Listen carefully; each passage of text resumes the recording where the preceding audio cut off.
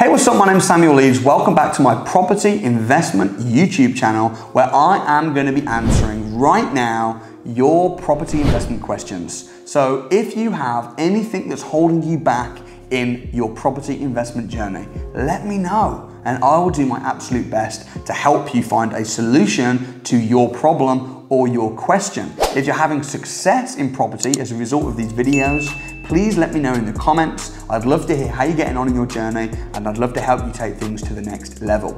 So let's see what questions we had last week, and I'm going to start answering last week's questions. And then while I'm answering last week's questions, if a question comes into mind or an offshoot to a question, please do go ahead, comment below, and the more you comment and the more questions you have, the better content I'm going to be able to give you next week on Sunday. So also, if you like my video, press the like button, smash that like button, make sure that the blue thumb is up, it's turned blue, smash the like button right now and hit your comments below. So last week we had somebody called 0085 Sam. He said, my question is, what is your view or general opinion on people who try to build or grow a property portfolio by purchasing on residential mortgages and using them for buy-to-let purposes without telling the lender? Do you think it hurts other investors or affects the property market? So first thing I'll say is you can't grow a portfolio this way because the maximum of residential mortgages that you can generally have is 2. So if you buy a property and you tell your mortgage lender that you're going to be living in the property, but then you actually rent it out, firstly, that is a breach of terms, so you could be penalized for that. I mean, in theory, the mortgage lender could ask for the money back. They could say, hey, you're breaking the term. Can you please give me the mortgage back? And you'd be forced to sell the house, pay back the mortgage, and then they could black mark you. Are you going to go to prison for doing it? No. If you've got a residential mortgage and you've got a tenant in it, should you be losing sleep? No, but would I recommend doing that? Absolutely, I wouldn't recommend doing that. I understand why people do, because you're going to put down a very small deposit and it's going to give you a much higher return on investment. But I would really suggest that you get the correct, suitable mortgage. And if I was to say anything other than that, I'd be being a bad property advisor. So what's my opinion on it? My opinion on it is there's enough money in property investment if you do it right to do it properly. All right, next, Ali Baglam says, I want to get into property. I'm 17 years old. I'm making £1,350 per month through my job. What's your advice for the future? Well, if you're making £1,350 a month, the first thing I'd say is you're actually in a really good position, because I would rather be your mentor than mentor somebody who's got £100,000 a year salary, but they've got a wife and 4 kids and 2 nice cars and a mortgage, and they need £100,000 to live, because they're going to need to create £100,000 in property income to cover their expenses. You're going to need just over £1,000 a month to cover your living expenses. So to replace your job, for you to become financially independent, is actually really, really easy. How would I recommend doing it? Well, for a start, you could rent an apartment in your area and then you could rent it out on Airbnb and Booking.com. And if you did that with the correct contracts in place, I mean, you're 17 years old, so you might need to do this with backing of somebody. But hey, when I got started, I was 17 too. I got my first deal at 17. So you only need to pull off 1 or 2 deals like that where you don't even own the property, you just control them, and you could very comfortably replace your salary. So I think you're in a good place. Also, you've not probably got lots to lose because you're only 17. I imagine that you've not got liabilities and big expenses over your head. So I think the world is your oyster, my friend. Danish Iqbal says, hi Samuel, I'm 17 years old. Oh my goodness, what is going on with the 17-year-olds? Great to have you on the channel. I'm currently studying A-levels, which take up my time. However, I want to become a deal sourcer.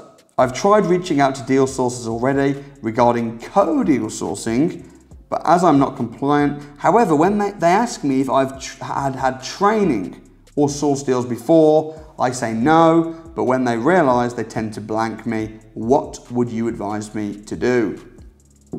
So if you're looking to do co-deal sourcing, this is a very smart move. This is where you find deals and then you just pass it to a deal sourcing company, and that deal sourcing company will sell it for you. They'll take care of the contracts, the investors, the compliance, the selling, the invoicing, the terms and conditions, all of that sort of stuff, and you'll get paid a percentage of that fee. The reason they're asking you if you've had training is probably because they don't want you to bring them deals and then the deals are rubbish. And they end up having to go, that deal's rubbish. And you go, why is it rubbish? And they go, because blah, blah, blah, blah. And they end up, you become a drain on their time and resources. So they want you to be trained so that you're finding great deals, you've got the knowledge, you've got the experience, so that you're easy to deal with. Which, to be honest, I think I understand why they do that. I mean, you could offer to work for them for free, or maybe you could just get trained and then you become more valuable. But I would do one or the other. Make sure that you become as valuable as you can, and then the money will follow. Okay, next question. Would the best approach be a BRR if I was able to get a £50,000 to £60,000 house on a residential mortgage, live in it for 4 to 6 months while working on a refurb, and then refinance and then adjust the mortgage to buy to let and get in some tenants?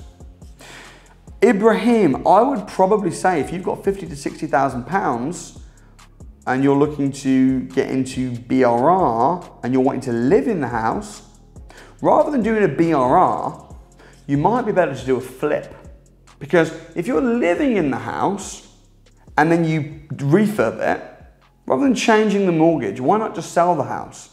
Because if you live in it, you won't pay any capital gains tax, which is going to save you 28%. So if you're going to be living in the property, maybe take advantage of the tax loophole and sell the property. Might be an option, maybe worth thinking about. Okay, next, Lord Rahim.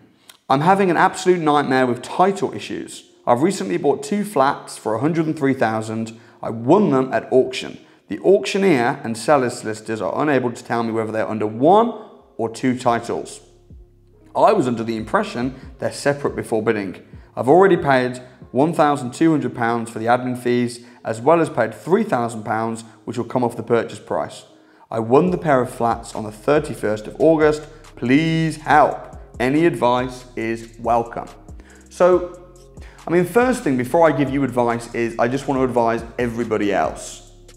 You said here that you assumed that they were on 2 titles, and the lesson is never assume anything. Because especially when you're at auction, you want to ask before you bid, you need to see the legal pack. And do you know what the most important thing on the legal pack is? The most important thing you need to look for on the legal pack is the missing information. Okay, so if there's anything missing in the legal pack, or if there's any boxes that are not ticked in, that's the most serious. So that was a little bit of a schoolboy error, I'm not going to lie. However, what should you do now? Well, if you've already bidded, presumably you've paid a deposit or have to pay a deposit, so you probably have to go ahead. I'm not sure what the terms are of the auction. It might be that it's not a massive deal. Could you get planning permission to split the titles? Without knowing the details of the house, I really couldn't say. However, if you'd like to have a mentoring call with either myself or one of my team, where we can talk to you about the ins and outs of the house, then you can book a free mentoring call on the house. Well, not on the house, it's £1 for a 7-day trial of our unlimited mentoring through Samuel 365. I'll leave the details below in the link, which you can check out. All right, last question. Samuel, I want to start property investing and I'm currently 17 years old. What is going on? But I'm worried about not knowing all of the laws, contracts, etc., like Article 4, basically all the legal terms. Okay, so Sam, you don't know the terms. So, however, you're not probably at 17, you're probably not going to be buying a property.